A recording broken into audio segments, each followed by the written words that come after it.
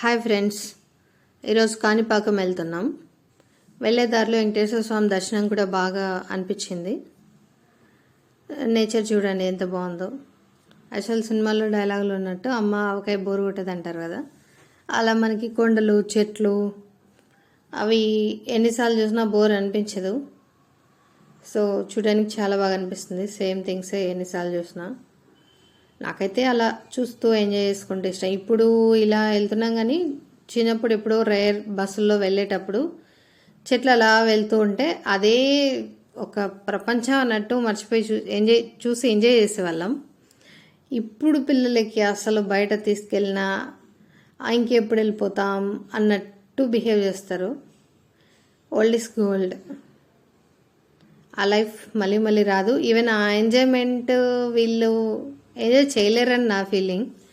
మనం ఆ చిన్న చిన్న సంతోషాలు కూడా చాలా హ్యాపీగా రిసీవ్ చేసుకునే వాళ్ళం.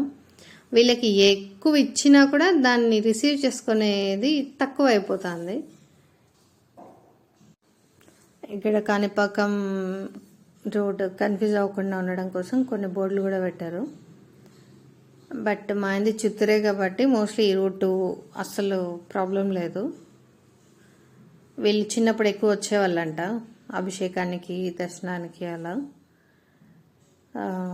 కాణిపాకంకి సింగిల్ రోడ్డే, కానీ ఇప్పటిలాగా కమర్షియల్ అలా లేదు. బిల్డింగ్ చిన్నదే కానీ కొంచెం చాలా పీస్ఫుల్గా ఉండేది ఆ డేస్లో. వస్తే మధ్యాహ్నం దాకా ఆడుకొని ఎంజాయ్ చేసుకొని వెళ్ళే వాళ్ళం, దేవుని దర్శనం చేసుకొని అని చెప్తారు. ఇది కాణిపాకం విలేజ్. వచ్చేసాం కాణిపాకంకి. సో ఫోన్స్ అలవ్ లేదు కాబట్టి మేము కార్లో పెట్టేసి టెంపుల్లో దర్శనం చేసుకొని మళ్ళీ బయట వచ్చి ఫోన్లు తీసుకున్నాం. సో అందుకే నేను లోపల ఏం తీయలేదు, మళ్ళీ వెళ్ళే ఓపిక లేదు. ఆ దర్శనం క్యూలో వెళ్ళేసరికి ఓపిక అయిపోయింది. సరే బయట నుంచి టెంపుల్ అన్నా తీసుకుందామని మళ్ళీ ఇటు సైడ్ వచ్చి కాణిపాకం టెంపుల్ది మాత్రం తీసుకున్నాను. సో ఇది వచ్చి గుడిమల్లం శివాలయం ఉంది కదా తిరుపతి దగ్గర. సో అదే టెంపుల్ని ఇక్కడ రీక్రియేట్ చేశారు. సేమ్ యాజ్ ఇట్ ఈజ్ ఇంచుమించు అలానే ఉంటుంది టెంపుల్. చూడాలనుకుంటే ఇది కూడా చూడండి. ఇది వచ్చి కాణిపాకం చెరువు. మేము ఇంకా బయలుదేరేసాం తిరుపతికి. ఇక్కడ ఇది వచ్చేసి స్కూలు, కాణిపాకంలో స్కూలు. సో ఈ దారిలో తాటి చెట్లు ఉంటే అవి మా సైడ్ లేవు, ఇక్కడ ఉన్నాయి. సో అందుకే తీసుకున్నా.